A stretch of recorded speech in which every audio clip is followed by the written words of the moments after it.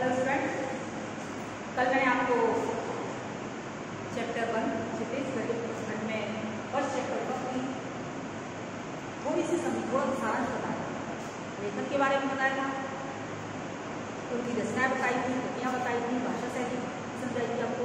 और उसके बाद वो मैंने भाग 1 में आपको बताया जिसमें था ऋषि मुनियों की तुलना गधे से की गई, उसके बारे में मैंने आपको किया था। उसके बाद मैंने 2 बैलों की कथा सुनी जिनके नाम थे हीरावती, धूरिका जी के 2 बैल थे। वो बैल किस तरह, उन बैलों को धूरी किस तरीके से रखता था और कुछ समय के लिए जब उसका साला उसे लेके गया, उन बैलों को लेकर लेके गया तो रास्ते में उन बैलों दोनों बैलों ने उसे कितना तंग किया, उसके पसीने छुड़ा दिए, लेकिन फिर भी वो बैल उसके पास नहीं रुके और वहाँ से भाग कर आकर वो धूरी के घर आ जाए। अब इससे आगे जो दूसरा भाग है उसमें मैं आपको बताती हूँ। दूसरा भाग है और दूसरे भाग में है कि दूसरा भाग शुरू हुआ। दूसरे भाग में बताया गया है कि दूसरे भाग में जब बैल वापस आ जाते थे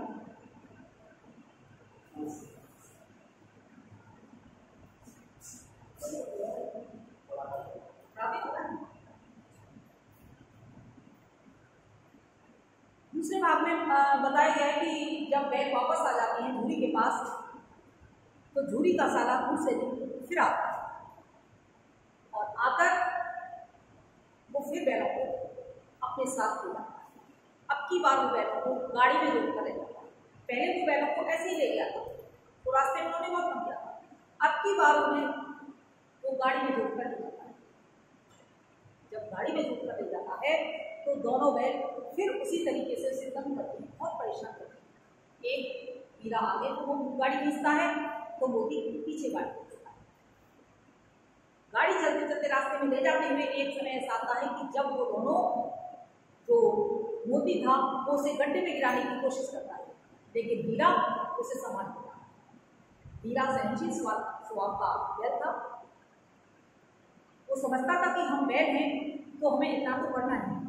वो समझता था, इसलिए वो मोती को समझाता रहता है, आंखों ही आंखों में उसे समझाता है कि हमें इस तरीके से व्यवहार नहीं करना चाहिए।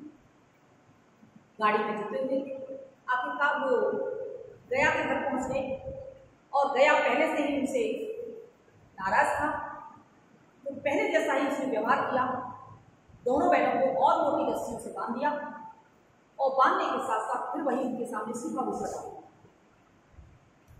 सूखा भूसा डालने के बाद बैलों ने देखा कि उसके जो दोनों बैल थे, गया के दोनों बैल थे, गया के जो अपने दोनों बैल थे उनको दाना पड़ा हुआ था, चोकर पड़ा हुआ था और हीरा मोती के सामने वही सूखा भूसा पड़ा हुआ था और मोटी रस्सियों से नहीं बांधा। लेकिन बैलों ने इसे अपना बहुत बड़ा निराकर समझा, क्योंकि सूखा भूसा दिया था और सूखा भूसा देने के साथ साथ उन दोनों बैलों को उसने मारा भी, डंडे से मारा, बहुत डंडे लगे। और जब वो धूरी के पास रहते थे धूरी कभी उन्हें फूल की छड़ी से भी नहीं छूता। इसका बैलों को बहुत दुख था। एक तो दूसरी जगह आए और दूसरी बात उनके साथ पक्षपात का व्यवहार हुआ। इस कारण दोनों बैल बहुत सुबह हुई और दूसरे दिन गया ने दोनों बैलों को खेत में जोत दिया, हल में जोत दिया, हल चलाने के लिए ले गए। जब वो हल चलाने के लिए ले गया तो हल चलाते समय हीरा और मोती दोनों ने पैर भी नहीं उठाया। हल में उसने बांध दिया, लेकिन हीरा और मोती ने जैसे कसम खा रखी हो कि वो पैर नहीं उठाएंगे, उसका काम नहीं करेंगे। दोनों ने हल चलाने के लिए राजी नहीं हुए, सहमत नहीं हुए। हाँ, दोनों ने हल का एक कदम भी आगे नहीं बढ़ाया। गया उन पर डंडे बरसाने लगा, मार लगाने लगा, लेकिन फिर भी ऐसा प्रतीत होता मानो दोनों ने कसम खा रखी है कि वो उसका काम नहीं करेंगे, वो उसके घर नहीं रहेंगे, वो उसे परेशान नहीं करेंगे, इसलिए दोनों ने पैर नहीं उठाए। गया को भी बहुत गुस्सा आया और उसने हीरा की नाक पर डंडे जमा दिए, यानी इसे बहुत मारा। मोती को क्रोध आ गया और क्रोध के वश उन दोनों ने हल में से रस्सियां तोड़ी और दोनों भाग खड़े हुए और इतनी तेज भाग रहे थे, लेकिन उनके गले में जो रस्सियां पड़ी हुई थी बांधने की, जो ग्राफ पड़े हुए थे, वो रस्सियां इतनी बड़ी थी कि जिस कारण उन्हें भागने में रुकावट आई, इसलिए वो तेज नहीं भाग सके। मोती ने पीछे देखा कि गया लाठियां लेकर आ और उसके साथ 2-3 आदमी और हैं जो इनके हाथों में भी लाठी थी। अब वो हीरा से कहने लगा कि अब मैं इससे मजा चुका हुआ, इसने हमें बहुत मारा, आज मैं इससे मजा चुका हुआ, अगर इसने मारा तो मैं भी इसे पलट दूंगा, मैं भी पछाड़ूंगा। लेकिन हीरा ने उसे समझाया कि नहीं, हमें ऐसा नहीं करना चाहिए, हमारा ये धर्म है कि हम मनुष्य की सेवा करें, इसलिए हमें कभी भी मनुष्य हमारे साथ कैसा ही व्यवहार करे, लेकिन हमें मनुष्य के साथ सब व्यवहार करना है, उसका काम करना है, हमें उसको मारना नहीं है। लेकिन मोती ने कहा कि ठीक है, मैं तुम्हारी बात मानता हूँ, तुम्हारी बात से सहमत हूँ, अगर ये आएगा और इसने हमें मारा तो फिर मैं इसे सबक सिखाऊंगा, अगर ये नहीं मारेगा तो मैं कुछ नहीं कहूँगा, और यदि इसने मारा तो मैं मारा या मुझे मारा तो फिर मैं इसे सबक सिखाऊंगा। इस तरीके से जब गया आया, उसके साथ जो लोग थे लाठियां लिए हुए थे, जब उसने देखा कि बैल की आंखों में खून उतर आया है, उसे वो भी रो देते, क्योंकि इंसान इतना कुछ समझता है कि पशु किस समय किस अवस्था में वो, उसका जो उसके स्वभाव से, उसकी आंखों से ये पता चल जाता है उसे कि इस समय ये पशु का व्यवहार क्या हो सकता है। इसलिए गया है उसे वही के वही अपने साथ ले आया।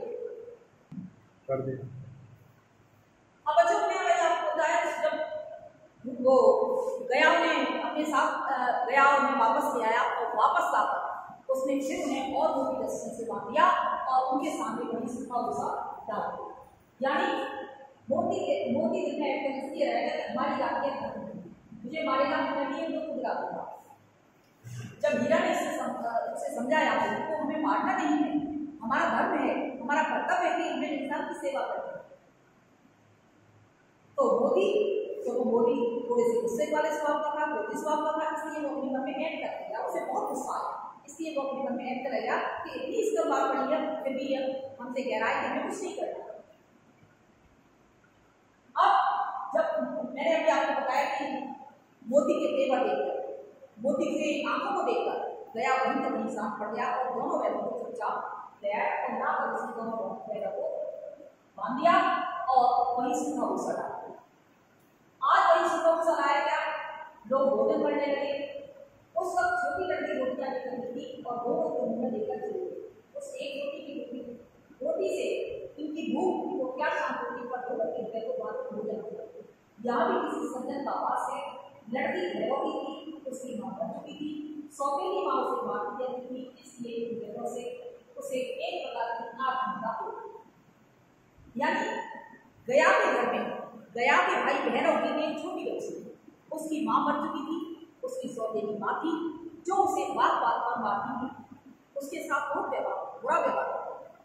अब उस बच्ची ने देखा कि बैलों के साथ भी बुरा व्यवहार होगा, तो उस बच्ची को ऐसा प्रतीत हुआ मानो उन दोनों के साथ एक जैसा व्यवहार हो रहा है, यानी बैलों को भी तंग किया जा रहा है, परेशान किया जा रहा है, उसको मार पड़ रही है, और उस बच्ची की जो सौतेली माँ थी वैसा व्यवहार उनके साथ करती थी, वैसा ही सौतेला व्यवहार उन बैलों के साथ। इसलिए उस बच्ची को उन बैलों के साथ आत्मीयता हुई और वो बच्ची दो रोटियां लेकर आई और दोनों बैलों को एक एक रोटी उसने खिला दी।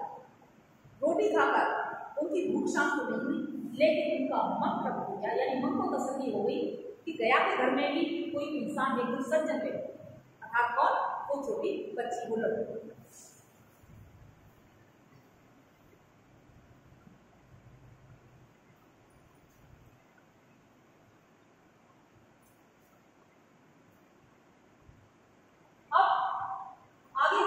जब वो बच्ची ने देखा रोजाना उसके साथ बैलों के साथ यही व्यवहार होगा, फिर भी दूसरे दिन फिर गया ने वही कोशिश की, लेकिन बैलों के साथ वही व्यवहार किया था। बैलों को कोई सूखा भूसा या तो पानी मिला दिया या सूखा भूसा, यानी उनके साथ ना कोई दाना ना कोई चारा, कुछ नहीं, तो वही सूखा भूसा। लड़की को बहुत दुख होता था। अब उस पति ने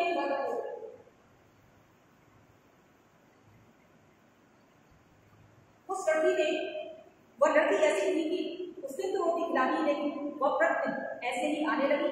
चुपचाप उसने जब देखती कि सब सो जाती है तब वो रोटियां लेकर आती, दोनों बहनों को सहलाती और उनको रोटियां खिलाती। उसने अपने रात में आकर उन बहनों से कहा, उनको जैसे, क्योंकि बैल मूक भाषा समझते हैं, हम जो कहते हैं वो पशु पक्षी नहीं समझते, हम उनकी भाषा को नहीं समझ सकते, लेकिन पशु पक्षी हमारी भाषा को समझते।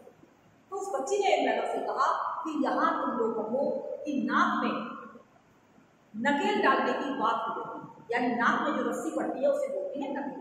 तो उस बच्ची ने कहा कि यहाँ घर में तुम लोगों के नाक में नकेल डालने की बात हो रही है, इसलिए तुम दोनों यहाँ से भाग जाओ। तो वो बच्ची की बातों को वो सुन रहे थे, वह सुन रहे थे, लेकिन वो आप कहने लगे कि भागकर हम कैसे जाए, कैसे भागे। बच्ची देख रही थी, बच्ची ने कहा, यानी बैलों को सहलाते हुए उसने कहा कि मैं तुम्हारी रस्सियां खोल दूंगी और तुम भाग जाओ। लेकिन बैल इसके लिए तैयार नहीं हुए, क्योंकि वो समझ रहे थे कि इस तरीके से किसी को धोखा देना अच्छी बात नहीं। अगर कोई कठिनाई है, कोई बात है, परेशानी है, तो उसके डटकर मुकाबला करो, अर्थात हमें संघर्ष करना चाहिए, कठिनाई से भागना नहीं चाहिए। तो वही उस बच्ची के साथ मिला। उस बच्ची ने जब उसने देखा कि बैल बहुत परेशान है, बहुत दुखी है, तो वो रात में आई और उसने बहुत बैलों की रस्सियां खोल दी, क्योंकि वो भूख से व्याकुल थी, चारा खा नहीं लेते, एक एक रोटी खाने से कुछ नहीं होता।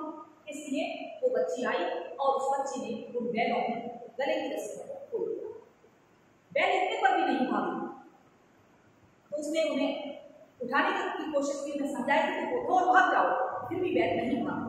उन्होंने बैलों को सोचा कि यदि हम भाग गए तो इस बच्ची को डांट पड़ेगी, इसे मार पड़ेगी।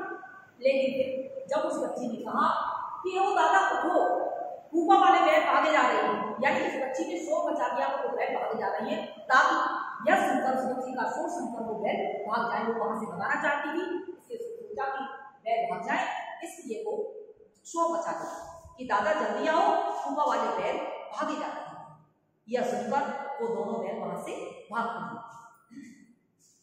अब उन दोनों बैलों ने भागे जा रहे थे, उन्हें कोई रास्ता नहीं मालूम था, कोई रास्ता नहीं सूझता था, किधर जाएं, कहां जाएं, उन्हें कोई रास्ता मालूम नहीं था। भागते भागते वो कई दिन से भूखे थे, और कई दिन से भूखे होने के साथ साथ जब उन्होंने आगे रास्ते में देखा एक मटर का खेत है, बैलों ने देखा कि आगे एक मटर का खेत था, हरी हरी मटर लहरा रही है। बैल भूखे पहले से ही थे, कई दिन से भूखे थे, अब मटर के खेत को देखकर उन बैलों पे रहा नहीं था। वो दोनों उस खेत में घुसे, और खेत में घुसने के बाद उन्होंने पेट भरकर दाना चारा, यानी वो मटर का खेत था, मटर के खेत में वो घुस गए और खूब उन्होंने जितना उनका मन चाहा उतनी उन्होंने मटर खाई, उसकी फलियां खाई, उसके पत्ते खाई, यानी खूब पेट भरकर उन्होंने चारा खाया। और चारा खाने के बाद वो दोनों मस्ती में आ गए, क्योंकि पेट भर चुका था, इसलिए दोनों मस्ती में आ गए।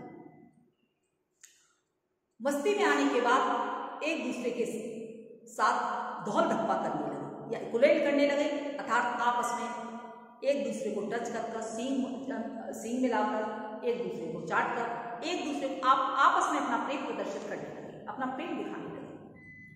इतने में ही उन्होंने देखा कि खेत का मालिक डंडा लेकर आ रहा है। जब उन्होंने ये देखा कि खेत का मालिक आ रहा है, तो